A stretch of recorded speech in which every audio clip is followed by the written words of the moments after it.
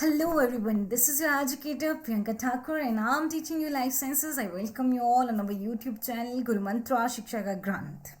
So I hope your gate preparation are going well, just like your Diwali preparations, huh? So we have completed our application part 1 in which we studied about our origin of replications, replicon and different enzymes which are involved in replication. Today in this section we will complete our application in both prokaryotes as well as eukaryotes.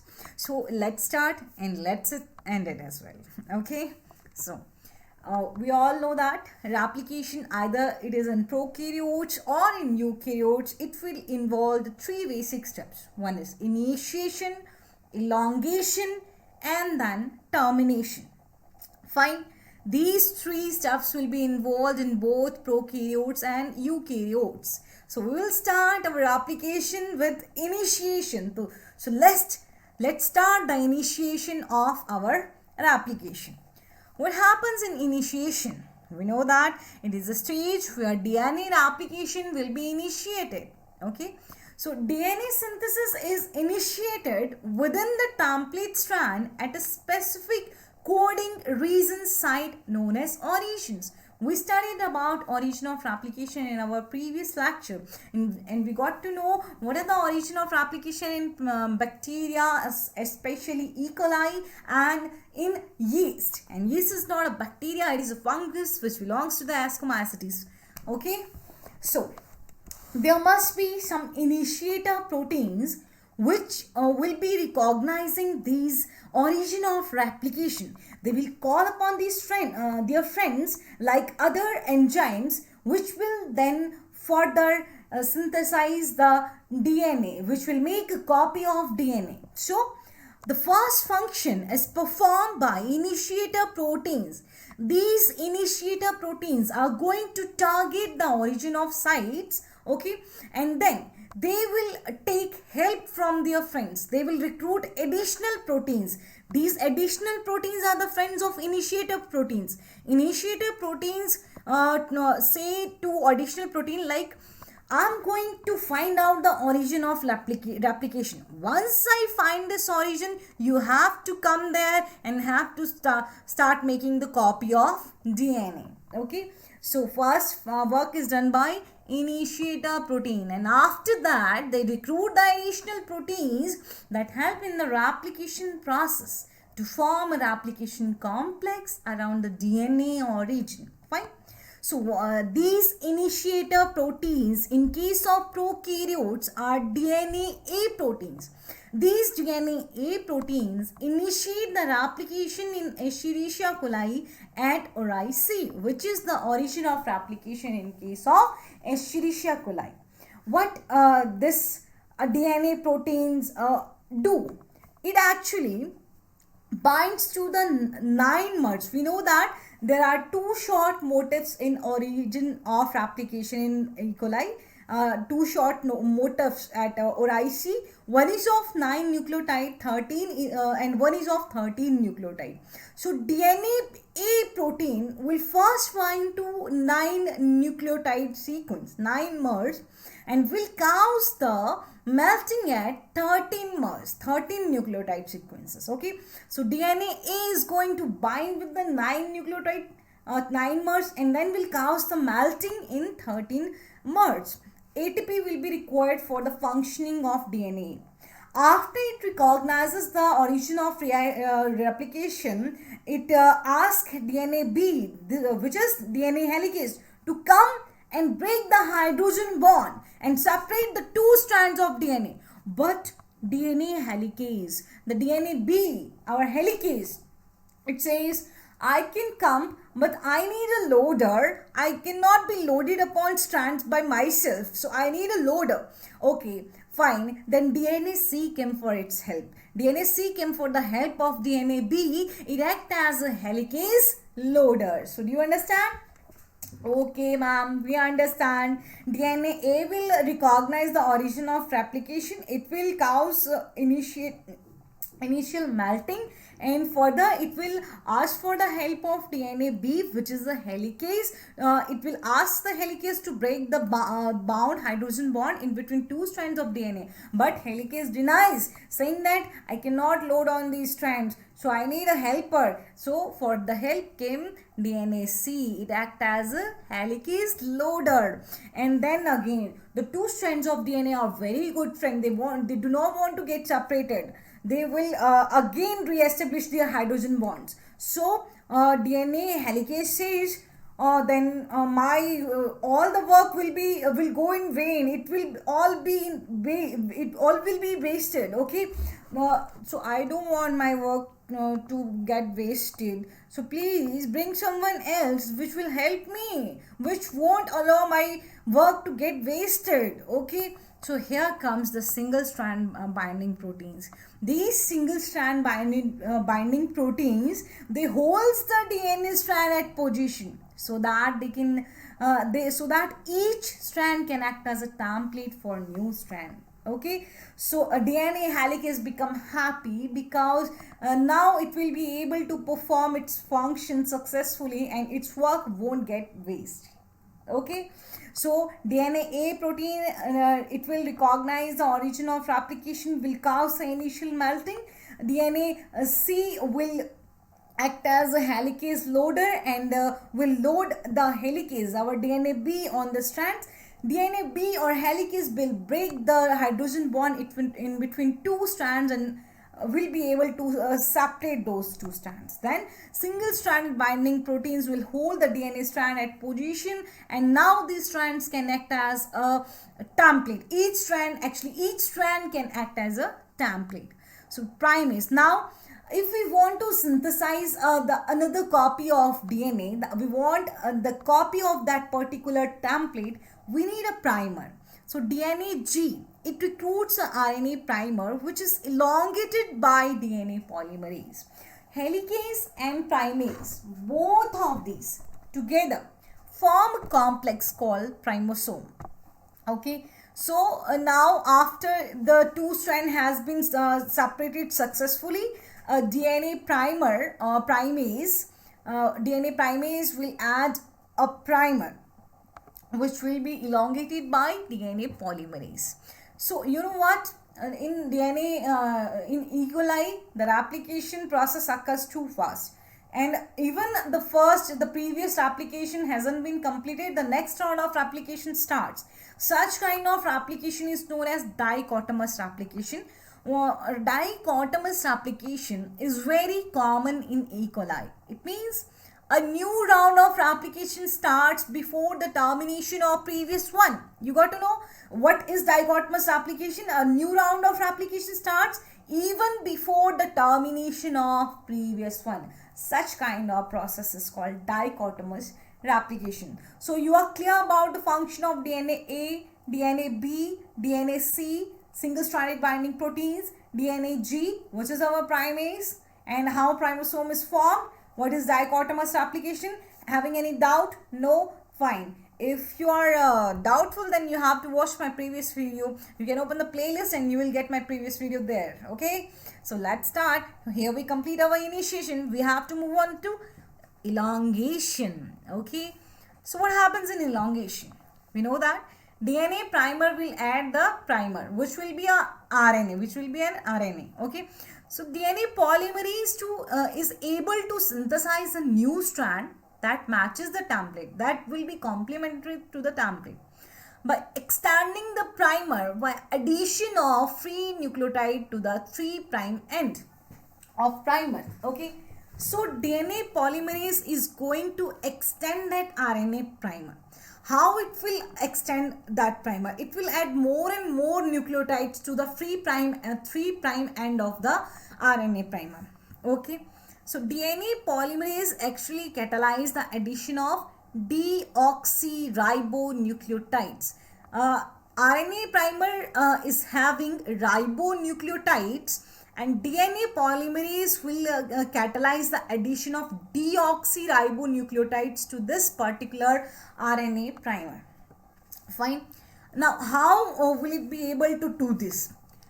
it catalyzes the reaction, which is a nucleophilic attack on 3' hydroxyl on the innermost phosphorus atom of deoxyribonucleotide triphosphate. Remember that DNA polymerase need to add an deoxyribonucleotide at the 3' end of RNA primer. Okay, so this deoxyribonucleotide, it will be obtained from deoxyribonucleotide triphosphate. DNA polymerase is going to attack on the innermost phosphorus of this deoxyribonucleotide triphosphate. Two phosphate will be released as pyrophosphate, and here we get deoxyribonucleotide monophosphate. This will be added to the 3' end of RNA primer. Now this DNA polymerase, it is having a metal ion in its active site. This metal ion, magnesium ion, usually it interacts with the hydroxyl group and it will now dissociate the association between oxygen and hydrogen, leaving the 3' negative O. It will also interact with the triphosphate of deoxyribonucleotide triphosphate and neutralize their negative charge. Okay, and now here we are having the deoxyribonucleotide monophosphate. Now there will be the formation of ester bond in between this 3' and O and this phosphorus. Okay, fine. And phosphodiester bond will be established in between RNA primer, the last nucleotide of RNA primer. RNA primer is usually 3 to 5 base pairs long. So the last nucleotide of RNA primer will be forming a phosphodiester bond with a nucleotide. Okay, that's how the DNA polymerase will keeps on adding a further nucleotide to this nucleotide, and again a new nucleotide will be added to the previous one.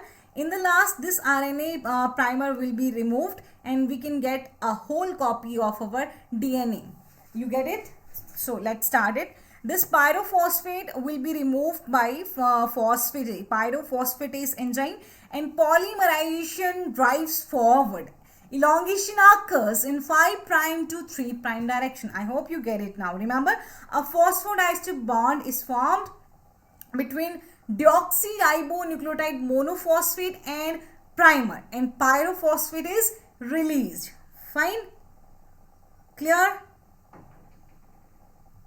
You don't have any problem now? Okay.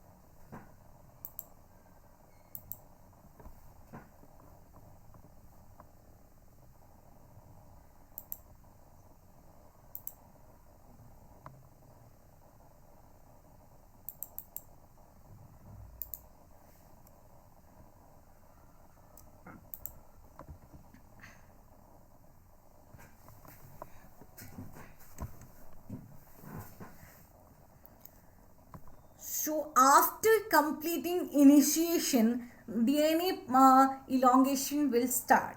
Okay, DNA elongation is the function of DNA polymerase. DNA polymerase is able to synthesize.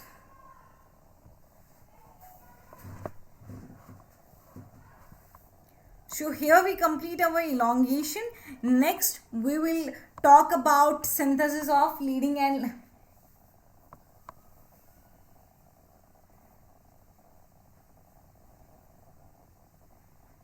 I hope everything is clear to you now. So there will be synthesis of a leading strand, which will be synthesized continuously along with replication fork in 5 prime to 3 prime direction. I know you will get confused without the diagram, but after this I'll be showing you a picture and will definitely clear each and every of your doubt. Okay, so there will be synthesis of leading strand which will be continuous in 5 prime to 3 prime direction. Remember, RNA primer is added on the 3 prime end, and the DNA polymerase function in 5 prime to 3 prime direction. But the synthesis of lagging strand is complicated because DNA polymerase adds nucleotide only to the 3 prime end of primer or growing DNA strand, and replication fork opens and expose in 5 prime to 3 prime direction. So every time a new RNA primer is required. This is why DNA fragments, which we call Okazaki fragments, are repeatedly synthesized on the lagging strand template, which are ligated by DNA ligase. A DNA ligase will form a phosphodiester bond. The function of DNA ligase is to ligate the DNA by forming the phosphodiester bond. What happened actually? One strand will be 3 prime to 5 prime, and other strand of DNA will be 5 prime to 3 prime. Fine. And this DNA polymerase, it itself work in 5 prime to 3 prime direction. Fine. So the strand which the template strand which is in 3 prime to 5 prime direction, at this strand RNA primer will be added only once, and DNA polymerase will continue its function in 5 prime to 3 prime direction and will be able to synthesize a continuous DNA strand which is called a leading strand. But where the other template strand which is actually in from 5 prime to 3 prime direction. Okay, so here the DNA primer is added every time. We need a new DNA primer. Why? Because the replication fork for this strand is opening in 5 prime to 3 prime direction or 3 prime to 5 prime direction. Tell me.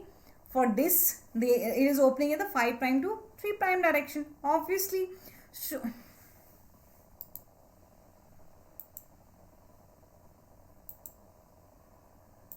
So I hope everything is clear to you now and you are having no doubt. If you are having any kind of doubt, you can comment down in the comment box. I will definitely reply your doubt. Okay.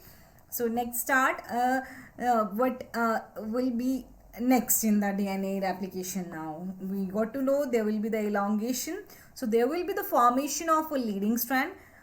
Which will be synthesized continuously along with the replication fork in 5 prime to 3 prime direction. But the synthesis of lagging strand is complicated. It is not synthesized continuously. You will get a bit confused here without the diagram, but do not worry. After the completion of this, I will be showing your diagram and will clear every of your doubts. So don't panic. Okay. So leading strand is synthesized continuously along with the replication fork in 5 prime to 3 prime direction, while lagging strand synthesis is complicated. DNA polymerase adds nucleotide only to the 3 prime end of a primer or growing DNA strand, and replication forks open and expose in 5 prime to 3 prime direction. So every time a new RNA primer is required, this is why DNA fragments, Okazaki fragments, are repeatedly synthesized on the lagging strand template. And these fragments are further ligated by DNA ligase, which will form the phosphodiester bond between two nucleotides. Remember, DNA polymerase add nucleotide only to the 3 prime end. Actually, DNA polymerase is functioning in 5 prime to 3 prime direction. So it will be adding a new nucleotide to the 3 prime of end of primer. Fine. And the opening of application is fork is 5 prime to 3 prime direction. So it is getting the opposite orientation. That's why every time a new RNA primer will be required and short fragments of DNA will be formed. So DNA ligase will come there, it will ligate all the DNA fragments and by forming the phosphodiester bond, and then again a complete DNA strand will be formed. The activity of DNA ligase require energy, which in eukaryote and archaebacteria is provided by ATP, while in eubacteria it is by NAD positive and not by ATP. Okay, so such a mode of replication in which one strand is synthesized continuously and other is synthesized discontinuously, it is called the semi-discontinuous replication. Now you get to know that replication is a semi-conservative and semi-discontinuous process. It is not continuous because one strand is synthesized continuously while other one is synthesized discontinuously. Same DNA polymerase synthesizes both leading as well as lagging strand. Remember, there is no different DNA polymerases for synthesis of leading as well as lagging strand. Both the strands will be synthesized by only one DNA polymerase. Now you will ask me, ma'am, if there is only one DNA polymerase, then how it will be able to synthesize the strands in opposite direction? See, the DNA polymerase has only one gamma complex, means clamp loader. If you don't know about clamp loader or beta subunit sliding clamp, then you have to watch my previous video. Go to the playlist and check out the video prior to this one. Okay, so it has only one gamma complex called clamp loader. This clamp loader interacts with the beta subunit. There are two beta subunits, do not forget that, okay, which act as sliding clamp and control the attachment and removal of enzyme from the template. Okay, this, how again the question remains still I didn't tell you the correct answer. Still you are confused how this sliding clamp will be able to move orient in different direction.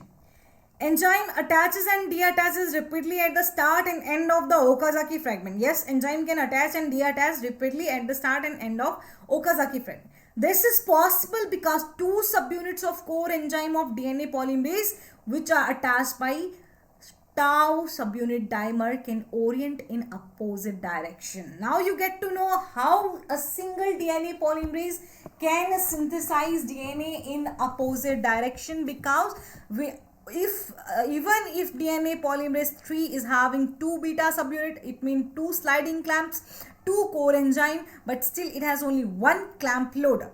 But it has dimer of tau subunits, and the core enzymes are attached to those tau subunits which can orient freely in opposite direction, and this is why the DNA polymerase is able to synthesize the two strands of DNA in opposite directions. Fine.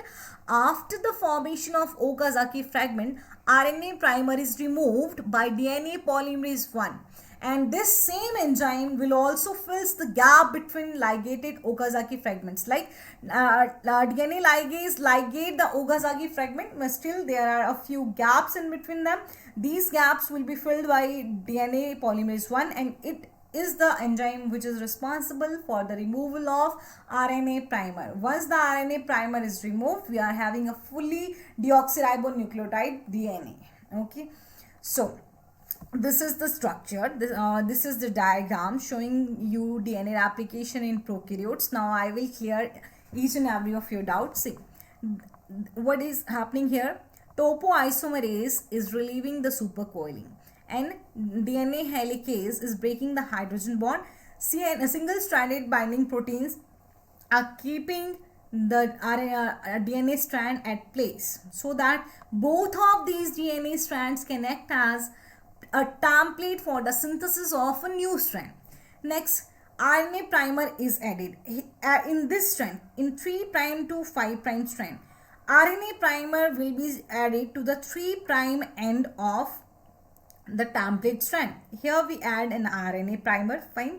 Then DNA polymerase will continue to synthesize this DNA because it is working in the 5' to 3' direction. It will continue to synthesize this RNA. And replication fork is opening in the 5' to 3' direction. You can see for this strand it is opening in 5' to 3' direction, and for this strand 2, the replication is fork is opening in the 5' to 3' direction. And here we can see that we cannot add the RNA primer at the 5' end of template strand because it is being added to the 3' end of template strand. But here we are not having any 3' end, and the 3' end here is not opened. Okay, it is yet to open. So as the 3' end nucleotides are getting free, it is getting open, an RNA primer is added to this, and each time we need a new RNA primer, and then our DNA polymerase will extend the RNA primer, and it will be removed by DNA polymerase 1 later. Fine. So because here the replication has not opened, replication fork has not opened fully, each and every time it is opened, we need a new RNA primers. Now you understand why there is formation of Okazaki fragment, because here the fork is opening, and every time we require a new RNA primer which will be extended by DNA polymerase 3, and there will be formation of Okazaki fragment. These Okazaki fragments will be ligated by DNA ligase, and if there are any kind of gaps remain, DNA polymerase will be filling all those gaps. Now everything is clear about DNA replication. What is the function of which function is performed by which enzyme? Are you having any kind of problem? If still you have any kind of doubt, just comment your doubt in the comment section. Fine. I have tried my best, I have tried my level best to make you understand the process of replication in prokaryotes. But still, if anything is missing there, do tell me. If you need to ask anything, do tell me. But this is enough for the GATE Life Sciences. Okay. Even if you can take the help of this video to prepare for your CSIR as well. But this is definitely enough for GATE Life Sciences at least. So here you can see the activity of DNA polymerase. See, DNA polymerase having two core enzyme. You know, alpha, epsilon, theta form the core enzyme. Beta clamp act as a sliding clamp which will be sliding this enzyme, and clamp loader is the gamma complex, and these core enzymes are attached with the tau subunits. So tau subunits will be these will be orienting in different direction, and that's how the synthesis of leading and lagging strand become possible. Fine. Okay.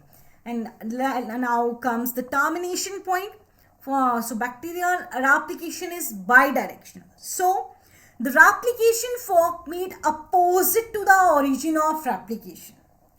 Replication terminates at terminus region which possess ter sequences. Okay, replication will terminate at a region called terminus region which will be having ter sequences. These sequences are actually recognized by terminus utilization substances. How these terminus utilizing substances are able to terminate replication? They actually block the progress of replication fork by blocking the DNA B. They block the DNA B which is helicase, and so that there is no further breakdown of hydrogen bond, there is no opening of replication fork, and no new strand, template strand will be there, and hence there will be no copy of DNA further. Okay, there will be no process of DNA for replication now. After replication, two strand may be catenated. Their catenation is removed by topoisomerase 4. We know that topoisomerase 4 and 5 are actually thought to be the modification of topoisomerase type 2 topoisomerases. Fine. In the last, we are doing proofreading, but enzymes are doing proofreading. We are lucky that DNA replication is almost accurate. This accuracy actually keeps the mutation load at a tolerable level. In the termini of nascent chains, the termini of nascent chains are actually scanned for errors, and errors are corrected before continuing the chain extension. Fine. So this function of correction is done by 3' to 5' exonucleases. Here we complete the replication in prokaryotes, and next we will be seeing the replication in eukaryotes. There is no difference between the process, the mechanism. The difference will be there in the enzymes. Different enzymes will be working for different processes. So we have to remember only those enzymes, and we don't need to read this process again. We come to know how the initiation takes place, how the elongation takes place, and how the termination will be occurred. So next we will be seeing only the enzymes which are responsible for different processes in case of eukaryotic replication.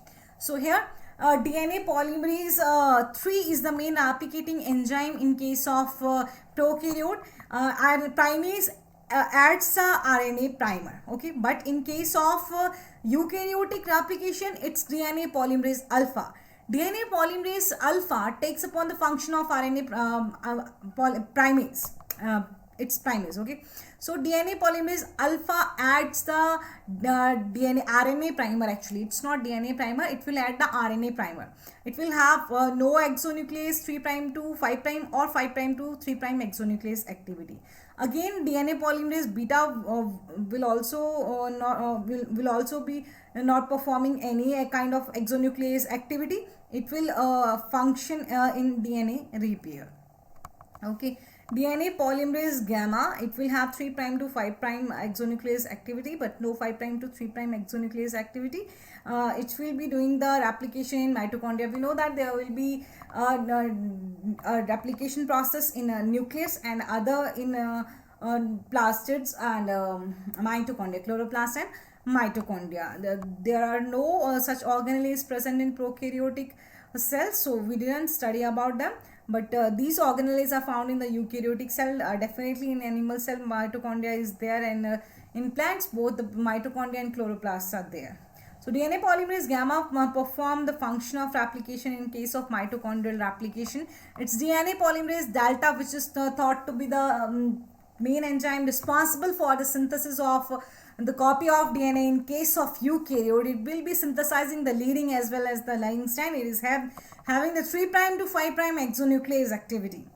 DNA polymerase epsilon also has 3' to 5' exonuclease activity, but it doesn't possess the 5' to 3' exonuclease activity. The function of this DNA polymerase epsilon is not actually very clear, but it is thought that it also perform in the same way as that of DNA polymerase delta.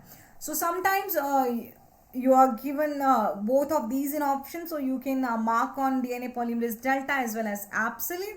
But main polymerizing enzyme in case of eukaryote is the DNA polymerase delta.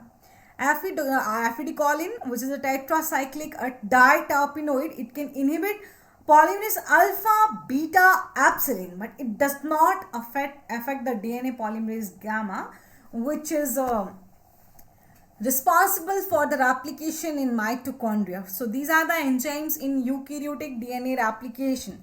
And here the function of helicase, which is done by DNA B in case of prokaryote, it will be MCM who will be doing the function of helicase in eukaryote from MCM2 to MCM7. You know na, mini chromosome maintenance. Okay, so single stranded binding protein in case of eukaryote is replication protein A. In prokaryotes, you know what is the processivity component? Actually, sliding clamp is known as processivity component. So in case of eukaryote, it's pCNA, proliferating cell nuclear antigen, and replication factor C act as a clamp loader. Okay, so what is a clamp loader in case of prokaryotes? This is the question for the you people. If you are able to if you are watching this video fully, matlab you are still with me in this video, then do comment in the comment section. I'm waiting for your answer. Okay, so replication factor C act as a clamp loader in case of eukaryotes.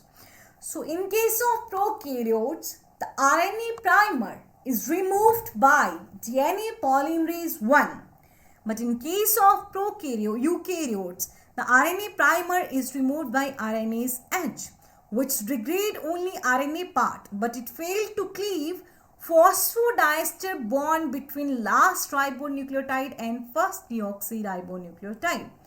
And this last bond, the bond between ribonucleotide and deoxyribonucleotide is actually removed by flap endonucleases FEN1, and the rest of the process is same in both eukaryotes as well as eukaryotes. Initiation, elongation, termination, you got to know which enzyme is going to perform which function in case of eukaryotes and in prokaryotes as well as. You can differentiate now the replication in between eukaryotes and prokaryotes. I will ask you to comment your doubt in the comment section. That is all for today. Hope you liked it. If you didn't, then do not press the dislike button, okay? It's jokes apart. Just enjoy your Diwali. Prepare it for well, but do prepare for GATE Life Sciences. If you are appearing in the GATE Life Sciences, keep yourself motivated, stay healthy, stay safe. और ये है this is the replication in eukaryotes. You can check out here. Topoisomerase is performing its function. It is relieving the supercoil. Helicase is breaking the hydrogen bond. Single strand binding proteins are stabilizing the two strand. DNA polymerase delta will be polymerizing the strand. DNA primase, you know now which one is acting as a DNA primase in case of eukaryote and in case of prokaryote. You should remember the name of that, okay? So RNA primer will be added. You can see here you always need a new RNA primer. All the process is same. What you have to remember is the name of the enzymes, the name of the proteins which are responsible for the particular functions. Okay, you don't have to reread it this whole process again. That's all. Okay, so you can follow us wherever you want, but stay healthy and safe. Enjoy your Diwali. Keep preparing for the GATE. Thank you.